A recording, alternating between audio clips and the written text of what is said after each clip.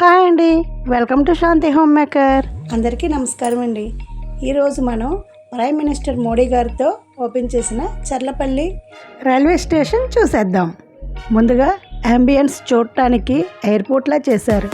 దీనికి అయిన ఖర్చు 430 crores. 9 platforms, AC waiting hall, under ground railway track, long access, ఇలా అన్ని బెనిఫిట్స్ ఉన్నాయి. బట్ ఇక్కడ నుండి స్టార్ట్ అయ్యే ట్రైన్స్ అన్నీ కూడా స్పెషల్ ట్రైన్స్ కావడం వల్ల 7:20 PM స్టార్ట్ అవ్వాల్సిన మా ట్రైన్ 10:30కి స్టార్ట్ అయింది. నెక్స్ట్ వచ్చేసి దోమల లెక్క చూస్తే మనుషుల కన్నా దోమలే ఎక్కువ ఉన్నాయి. కూడా వెంటనే దోమల మందు కొడుతూనే ఉన్నారు. తెలంగాణలో సికింద్రాబాద్ తర్వాత largest railway station Charlapalli railway station. Secunderabad, Nampally, Kacheguda స్టేషన్స్కి మించి అతిపెద్ద రైల్వే స్టేషన్. ఇది ఒక అంతర్జాతీయ విమానాశ్రయంలా ఉంది.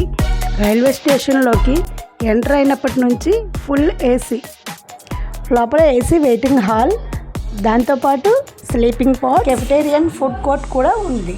ఆల్మోస్ట్ 5 years అయితే పట్టింది ఇది కంప్లీట్ అవ్వడానికి. ఈ స్టేషన్ డెవలప్ అయితే కనుక హైదరాబాద్లో సగం ట్రాఫిక్ జామ్ కంట్రోల్ అయినట్టే. హైదరాబాద్లో ఇంత ఖాళీగా రైల్వే స్టేషన్ చూడడం ఇదే ఫస్ట్ టైం. ఇది కొత్తది కావడం వల్ల ఇంకా పెద్దగా డెవలప్ అవ్వలేదు.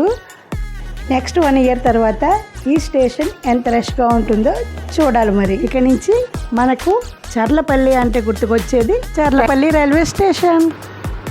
అన్ని హంగులతో చక్కగా దీన్ని తీర్చిదిద్దారు.